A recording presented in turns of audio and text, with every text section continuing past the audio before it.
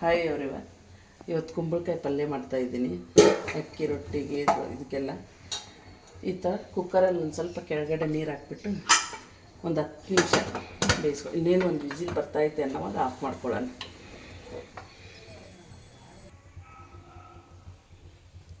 ಇವಾಗ ಒಂದು ಬಾಣಲೆಕಾಯಿ ಇಟ್ಬಿಟ್ಟು ಅದರಲ್ಲಿ ಎಣ್ಣೆ ಹಾಕಿ ಸ್ವಲ್ಪ ಸಾಸಿವೆ, ಒಂದು ಸ್ವಲ್ಪ ಜೀರಿಗೆ, ಒಂದು ಸ್ವಲ್ಪ ಕರಿಬೇವು,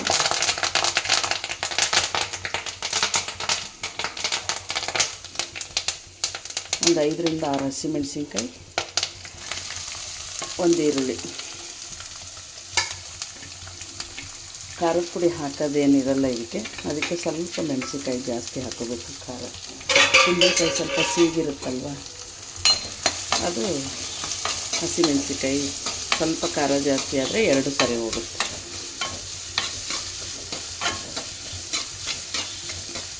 ಸ್ವಲ್ಪ ಈರುಳ್ಳಿ ಕೆಂಪಗಾಗಲಿ.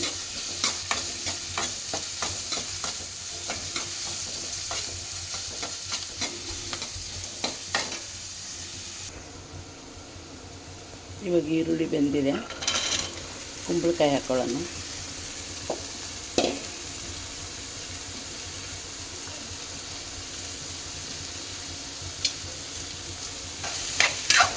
ಸ್ವಲ್ಪ ಮಿಕ್ಸ್ ಮಾಡ್ಕೊಳ್ಳೋಣ.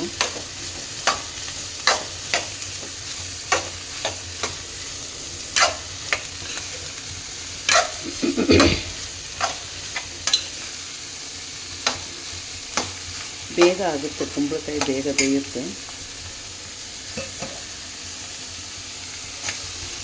ಅದು ಸ್ಟೀಮ್ಗೆ ಇಟ್ಟಿದ್ದು ಮೇಲೆ ಮಾತ್ರ ಬೆಂದಿತ್ತು, ಕೆಳಗಡೆ ಸ್ವಲ್ಪ ಗಟ್ಟಿ ಗಟ್ಟಿ ಇತ್ತು.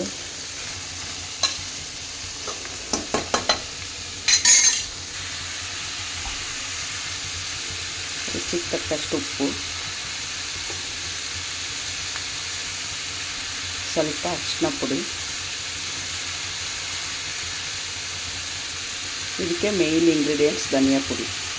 ಧನಿಯಾ ಪುಡಿ ಅಂದರೆ ಬರೀ ಧನಿಯಾ ಪುಡಿ ಅಲ್ಲ, ಕಾಳುಗಳೆಲ್ಲ ಹಾಕಿ ಮಾಡ್ತೀವಲ್ಲ ಅದು. ಮೆಣಸಿನ್ಕಾಯಿ ಮಿಕ್ಸ್ ಮಾಡಿರಲ್ಲ ಅಷ್ಟೇ.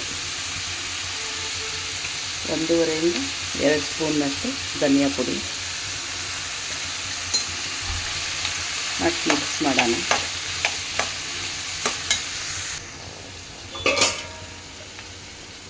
ಇವಾಗ ಮುಚ್ಚಿಬಿಟ್ಟು ಒಂದು 10 ನಿಮಿಷ ಇಡೋಣ. ಇವಾಗ ಇದು ಬೆಂದಿದೆ. ಸ್ವಲ್ಪ ಕಾಯಿ ತುರಿ ಹಾಕ್ಕೊಂಡು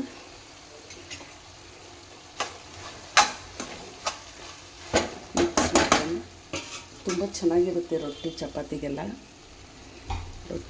ಇದಕ್ಕೆ ಇವಾಗ ಸ್ವಲ್ಪ ಕಾಯಿ ಸಾರಿಸಿದ ಹಾಲು ಹಾಕೋತೀನಿ, ಒಂದು ಅರ್ಧ ಗ್ಲಾಸು. ಅದು ಚೆನ್ನಾಗಿ ಟೇಸ್ಟ್ ಕೊಡುತ್ತೆ ನಿಮಗೆ. ಡಿಫ್ರೆಂಟ್ ಟೇಸ್ಟ್ ಚೆನ್ನಾಗಿರುತ್ತೆ, ಒಂದು ಸತಿ ಟ್ರೈ ಮಾಡಿ ನೋಡಿ.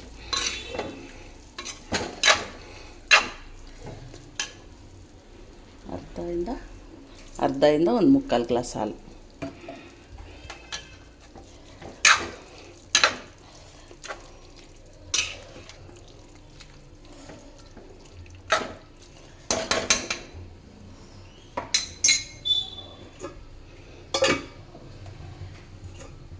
ಮತ್ತೆ ಒಂದು 5 ನಿಮಿಷ ಮುಚ್ಚಿಟ್ಬಿಡೋಣ.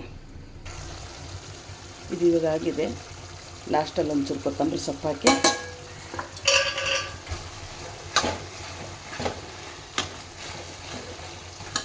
ಬೇಗ ಆಗುತ್ತೆ. ಒಂದು 10 ರಿಂದ 15 ನಿಮಿಷದಲ್ಲಿ ಬೇಗ ಬೇಯುತ್ತಲ್ಲ ಅದು ಕುಂಬಳಕಾಯಿ. ಆಫ್ ಮಾಡ್ಕೊಳ್ಳೋಣ. ಅಕ್ಕಿ ರೊಟ್ಟಿ ಜೊತೆ ಕುಂಬಳಕಾಯಿ ಪಲ್ಯ ರೆಡಿಯಾಗಿದೆ. ನನ್ನ ವಿಡಿಯೋ ಇಷ್ಟ ಆಗಿದ್ದರೆ ಸಬ್ಸ್ಕ್ರೈಬ್ ಮಾಡಿ, ಫಾಲೋ ಮಾಡಿ.